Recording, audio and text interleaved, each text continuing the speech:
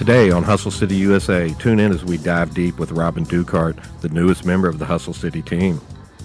Sponsored today by Winsurance of Texas. The right coverage at the right price. When you need insurance, think Winsurance. WinsuranceOfTexas.com. They can be reached at 281-310-5836. Hello, everybody. Welcome to the podcast where we motivate, inspire, and drive with stories from entrepreneurs from around the country. That's right, folks. Straight from their mouths to your ears, this is Hustle City USA. Robyn, hey, what's going on? How in the hell are you? Thanks for coming in today. Robyn Dukehart. You're welcome. Now with Hustle City USA. Yes, super exciting. So we need everybody to get to know you. I need to get to know you if we're going to work together. Are we going to dive deep? Are we going to go deep within? We're going to go deep into your psyche and what you're about and what makes Robyn Robyn. I feel like I should be laying down on one of those couches right now. Then I do have a pillow, but not a couch.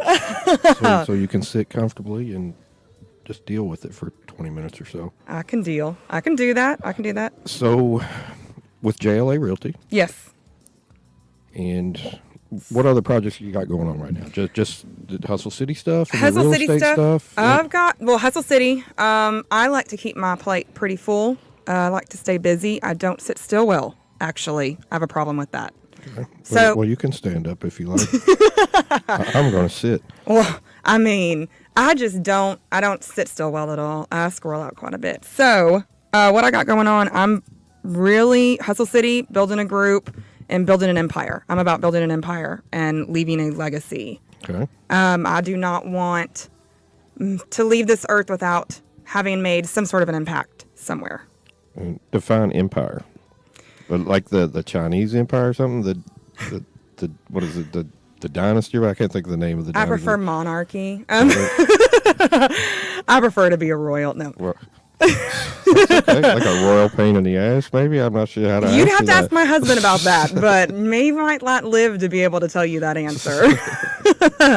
No, I'm an empire. I want to be able to expand off of the idea of what our own John JLA kind of created. Right. My goals are in line with building a group, creating an ability to open an office, and I like to let other people fly. I don't want I don't want the credit, for the success. I want to be able to help cultivate and let them be them and let them find their wings. Right. And succeed at their own pace. Okay. Yeah, that's basically that. And then, of course, motherhood. That's always fun. That's important. So how do you find a balance between the two? Or the three, the husband, the kids, the career, the clients? That's four. If you could tell me how to do that, that'd be great, because I've yet to really figure that completely out. No, I can't tell you. I have no idea. Yeah, you'd have to be a mom. I feel like we juggle so much that it's just a constant state of chaos and random. I feel like it's kind of like my brain is a computer screen, and then with about 19 tabs open, 7 conversations happening, and I don't know how to shut it down and without pressing control. I'm not qualified to help, but there is medication for that. I don't know if you've looked into that or not, but I mean, yeah, a little bit, but that wears off after a certain point, anyways. Well, then you just take the next dose. And only take it as prescribed. And Dr. Texas Real Estate, dude, giving me medical advice. Don't mix with alcohol. Well, then I'm screwed. and don't operate heavy machinery after. So no showing houses. No. That's right. You have to stay home, I guess. Oh, MSOL. I'm SOL with that. No, it's just there's no balance. I mean, the balance is if everybody at the end of the day has survived, they are fed, they have gotten to where they need to go with the least amount of drama and the least amount of chaos, that is a successful day. Yeah, absolutely. That's a successful day. Without mom having any meltdowns or anything. Yes. Yeah. Don't make me lose it on a few people. How many times a week would you say you do? Do you want to answer that? It depends how many times. Oh, man, it depends on the person, the people I'm dealing with. And if they've got their crap together. Well, with 19 different windows open and 7 conversations going on in your head. At least 60. Not really. No, that's a lot. Gosh. No, that's a lot. That's like 10 a day or something. Yeah, I don't lose it. Maybe, Sunday's off. Let's say maybe 5. I'm a little spicy. 5 times a day? No. Or 5 times a week? 5 times a week. 5 times a week, probably. Yeah. Like really lose it. Yeah. I'm quick. I'm quick to get spicy, and then Right. once I spout off for a second, then Right. it goes away. Okay. Good to know. Then it goes away. Right. Yeah, but So what else you doing? Okay, so your mom, career woman, JLA Realty, now Hustle City Media. yes. You foster some dogs, I understand, or you have some dogs now. You I used to have foster. some dogs. I used to foster. I was a foster for a German Shepherd rescue group, and I also did their intake. And I actually, at one point, probably should have been checked for sanity because I was 5 months pregnant and had 5 fosters ranging from 8 pounds to 120 pounds. So what constitutes, and only because I don't know this wise, but how does a dog become a foster dog? Like it's like an orphan dog or something? It's a bad dog that's now like in foster care or something? He got threw out of his previous home? I don't know how that works. So usually it's shelter dogs. So dogs that were abandoned, dogs who need who needed medical attention, people who did not take care of them properly. They end up at Harris County, Bark. Houston has a huge problem with stray animals and overpopulation and under education and under resources for dealing with managing with the not only population. animal but people also. But people, yeah. I mean, at some point, like, can we stop? Because Katy Freeway is the widest freeway in the world. Something like that, yeah. And it's I drove that when it was really just 6 lanes, 3 one way and 3 the other way, and now it's 6 and 6 plus the feeder. Well, that was just last year or something, right? It they was. keep expanding everything. Yes, it'd be great if everybody could stop repopulating Houston. We're too much at this point. I mean, aren't we like twice bigger than the state of Connecticut? Yeah, something crazy. It's huge, yeah. I mean, I just drove across Houston, and Right. I didn't even go all the way down. You didn't go all the way downtown. You didn't all the make way- it downtown. I didn't make it downtown. No, I made it down Buffalo Speedway, and that's not even as far as Houston goes. Houston's Right. massive. Oh, yeah, I'm still getting used to it after 15 years here.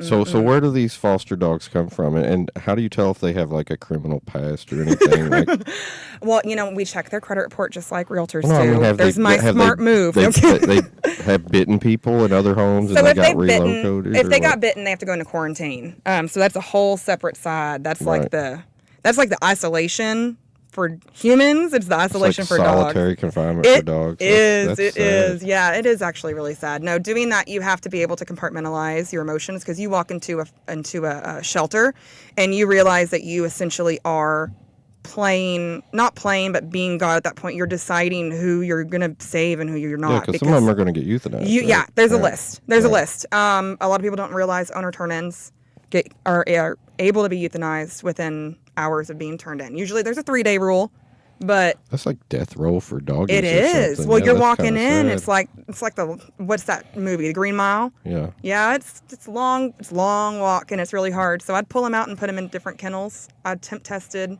and I knew the fosters that we had, and I would test their temperament and with other dogs and take notes. And it was an all-day affair. That was when. Do you get compensated like No. for being a foster parent or nothing? No, most rescues run off of donations. Mm-hmm. I would get compensated or paid back, reimbursed. That's the word, reimbursed for medical bills by the rescue. But it's all run. They're all 501c3s, so it's all donations. So why I not paid just for take in everything. some kids and get a check or something?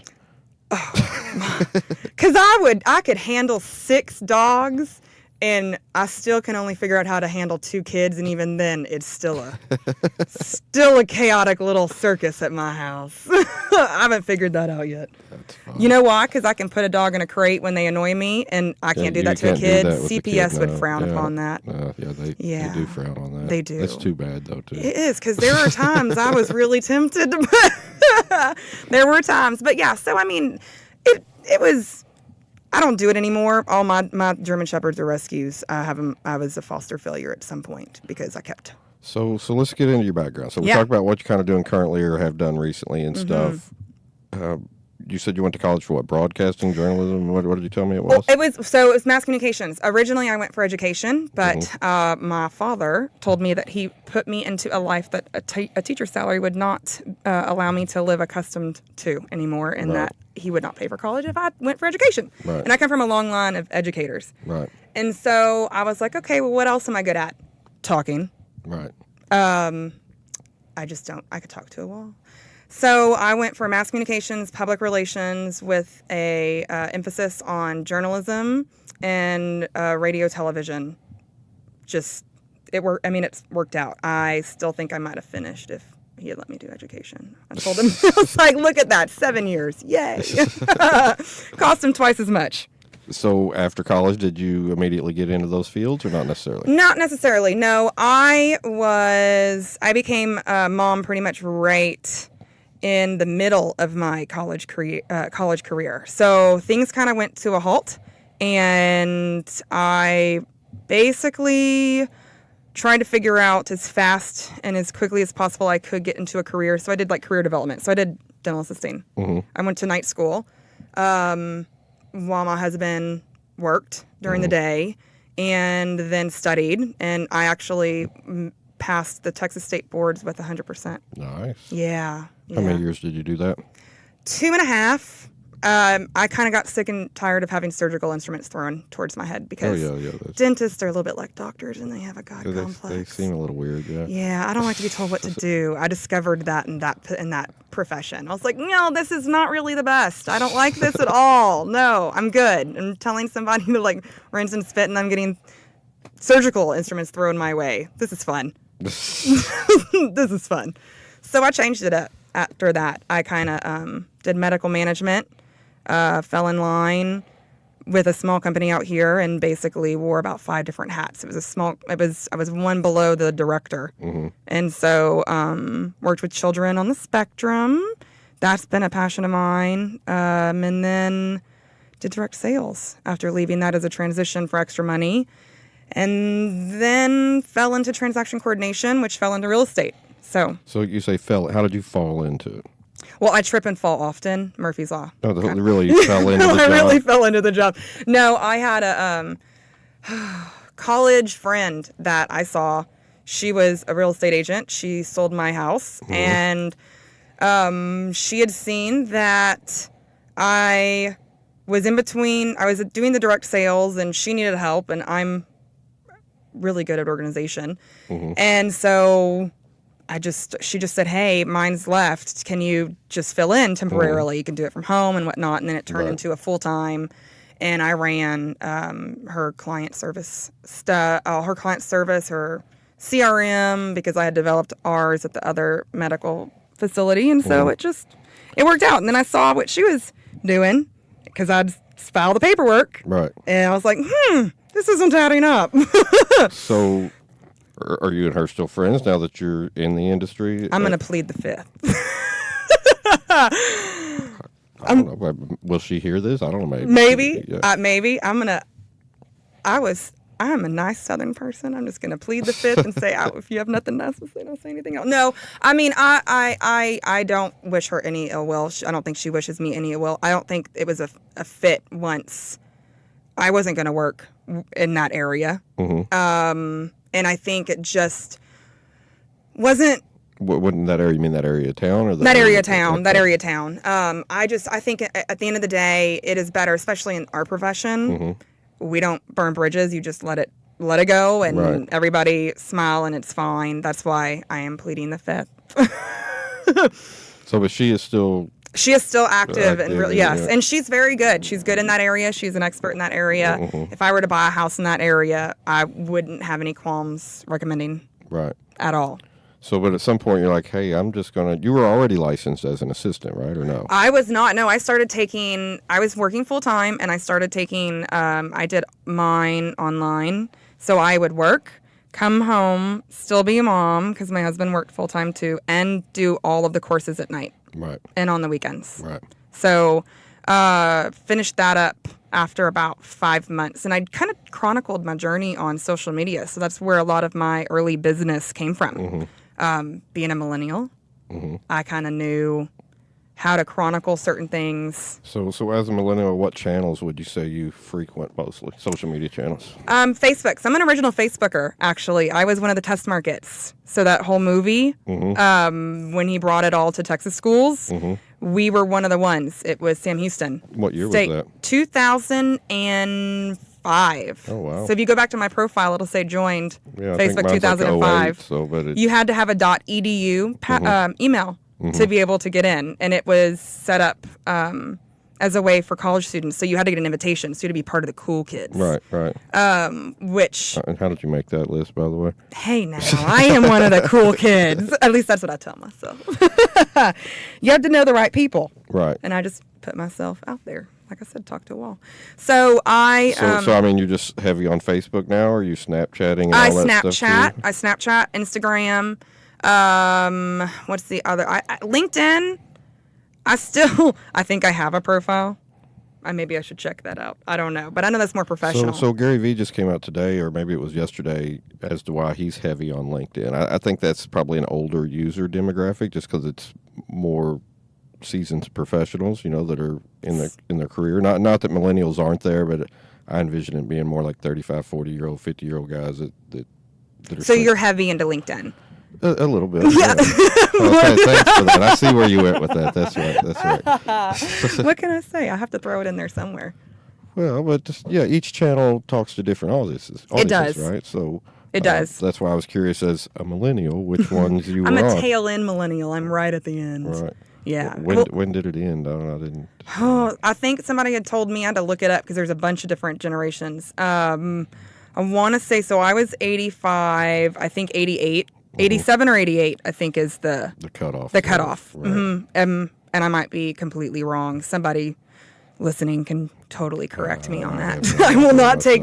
I am not a generation expert by any means, but actually, I am Generation X, so I guess that makes me a generation expert. Oh, look at that! Oh my God! Well, I thought so. Yeah. You're an expert. And in after something. Generation X, I couldn't keep up with any of the others. I was like, whatever. Generation There X. was like Generation Y after that, and then you millennials or something, and I don't know what they're doing. Yeah. Although I do have to say, our generation gets a whole lot of flack, but really, our generation was created by your generation. I think you just said I'm old enough to be your father. Maybe. Oh my gosh. Put that into perspective. That's not true though, because that would mean, well, possibly. Look at that, doing math real fast. I love it. Yeah, no, I would be. It's possible. Yeah, but I'd have been like a 16-year-old dad. That's just weird. Yeah, that does happen, but that's just weird to think about. Yeah. That'd be weird. Well, but I mean, I was 22 when I had my first, and I had to grow up. So I think I can relate to a millennial to a point. Right, because you became a mom early too. Because I became a mom early, and when you become a parent, and all parents can attest to this, your life is not just your life anymore. You are responsible to make sure this living, breathing, screaming, not sleeping, drive you crazy to go hide in a closet and rock back and forth. Not that I ever did that. I'm sure you have. I did. Yes, I did. Enough to make you realize it's not about you anymore. You have to keep that person alive. So I think being a mother early also prepared me to be an entrepreneur, because you just wing it every day of your life. You just wing it. You don't have a script. There's nothing.